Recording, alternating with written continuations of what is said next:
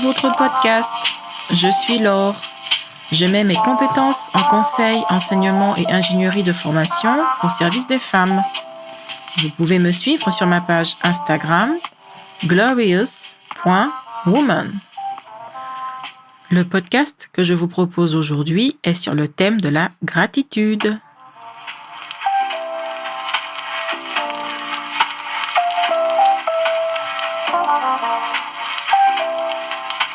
Alors, la gratitude est un lien de reconnaissance envers quelqu'un dont on est obligé ou non à l'occasion d'un bienfait reçu ou d'un service rendu. La gratitude est l'expression du respect, c'est être touchant. La gratitude remplit et saisit celui qui reçoit, mais aussi celui qui donne. Ne pas prendre les choses pour acquis, c'est vraiment la base de la gratitude. C'est une façon d'exprimer l'amour pour soi, ainsi que l'amour pour les autres. Je vous renvoie au podcast sur l'amour. Le lien est disponible dans ma bio Instagram.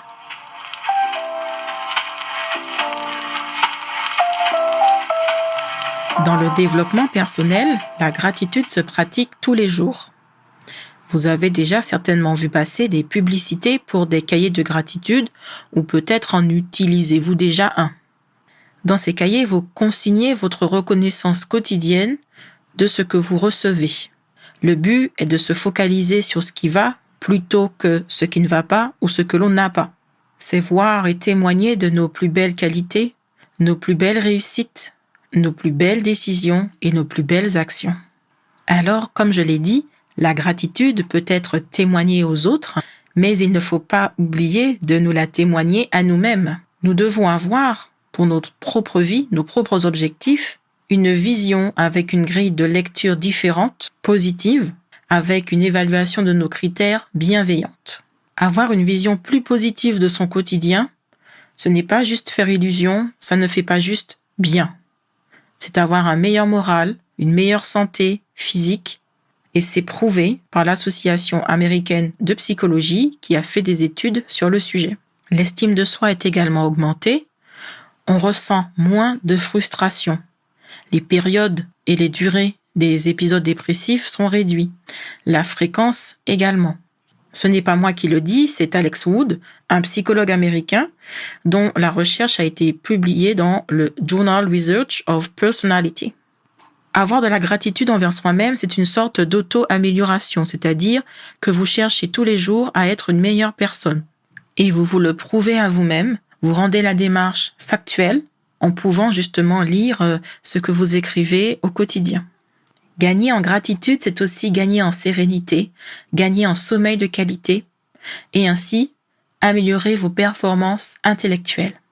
En abaissant le stress, vous baissez le niveau de pression que vous vous infligez au quotidien.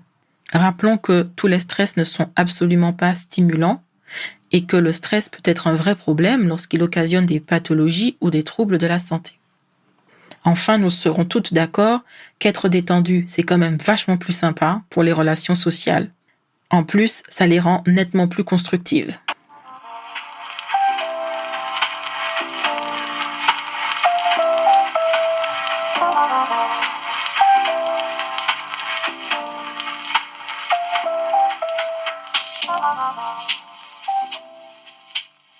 Alors, pour résumer, on peut dire que la gratitude est une chose très simple à mettre en œuvre. Encore faut-il qu'on puisse adopter une posture réflexive sur son quotidien. Et c'est bien là la difficulté. Cela signifie qu'il faut accepter de prendre le temps de revenir sur les petites comme les plus belles choses de la journée et pouvoir en témoigner. Il faut pouvoir vous accorder ce temps car il est vraiment très bénéfique.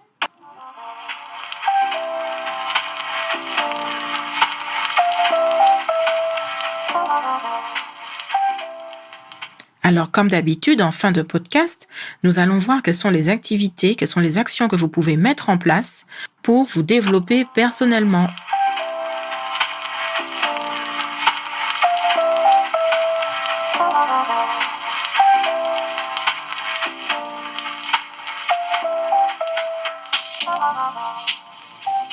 Alors, pratiquez la gratitude, premièrement, envers les autres. Il faut savoir dire merci en étant sincère. Vous pouvez le faire de façon orale, et c'est d'ailleurs le plus souvent ce que vous faites. Mais on peut imaginer d'autres formes un peu plus travaillées à certains moments, plus ponctuels, par exemple pour un anniversaire. Vous pouvez être plus long, plus détaillé, plus précis, plus éloquent, dans une carte, dans une vidéo sympa, un audio sympa. Vous pouvez vous mettre des défis. Pourquoi pas vous imposer de dire merci à plusieurs personnes dans la journée. Alors 2 ou 3 pour commencer, ça semble déjà pas mal. Pourquoi ne pas décider d'illuminer la journée de quelqu'un ? Vous pouvez par ce biais d'ailleurs illuminer votre propre journée. Enfin, si vous êtes plutôt bénévolat, vous pouvez faire ce qu'on appelle des visites de gratitude, c'est-à-dire rendre visite à une personne, pourquoi pas dans un EHPAD. Vous pouvez choisir n'importe quel type de public qui aurait besoin de soutien, qui se sent seul, et vous pourriez vous sentir, vous, en retour, très utile. Deuxième conseil, ne vous comparez jamais aux autres. Concentrez-vous sur votre propre valeur et occupez-vous de la faire grandir. Pratiquez la gratitude envers vous-même, quotidiennement si possible, par écrit, dans un cahier, dans un carnet, des notes vocales. C'est simple et ça vous permet de ne pas oublier ce que vous auriez vécu dans la journée. Vous pourriez, à l'intonation de votre voix, ressentir les émotions positives qui étaient présentes en vous à un autre moment de la journée. Vous pouvez pratiquer la gratitude le soir, après le boulot, en rentrant à la maison, et analyser ce que vous avez vécu dans la journée. Le matin, un court moment de gratitude peut être utile pour remercier l'univers de vous offrir une nouvelle journée. Vous êtes vivante, de nouvelles opportunités s'ouvrent à vous, que du bonheur. Et pas besoin de trouver des choses formidables. Les petites choses simples du quotidien sont les meilleures. Réjouissez-vous à la moindre petite chose. Il m'arrive souvent de me réjouir de trouver une place rapidement pour me garer. Ça, c'est une petite chose qui me fait très plaisir. Je peux me réjouir d'apercevoir des avions dans le ciel parce que c'est clairement mon dada. Ou encore, je peux me réjouir devant un plat, peut-être simple, un sandwich. Ça me fait plaisir, je vis l'instant présent et je ressens l'émotion positive de l'instant présent. Mon dernier conseil sera de prendre des pauses dans la journée justement pour s'émerveiller sur ce qui vous entoure. Quand on est dans le rush, on a beaucoup de mal à se détendre et regarder par la fenêtre, voir les oiseaux, la paix, la nature, des choses positives qui se passent à tous les instants à côté de nous, dans notre environnement, ça peut faire redescendre notre pression et nous faire du bien. Si vous n'avez pas l'habitude de pratiquer la gratitude, eh bien, faites-en un rituel. Selon Maxwell Maltz, de l'Université de Columbia, il faut 21 jours pour qu'un comportement devienne une habitude. Je sais, c'est peut-être un peu long, mais vous verrez, c'est très bénéfique. J'en suis sûre, vous ne le regretterez pas.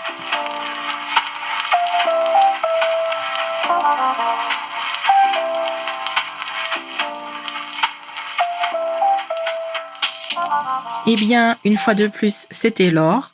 Je vous remercie d'avoir écouté ce podcast. Retrouvez-moi sur ma page Instagram, glorious.woman, et je vous dis à demain pour un autre thème.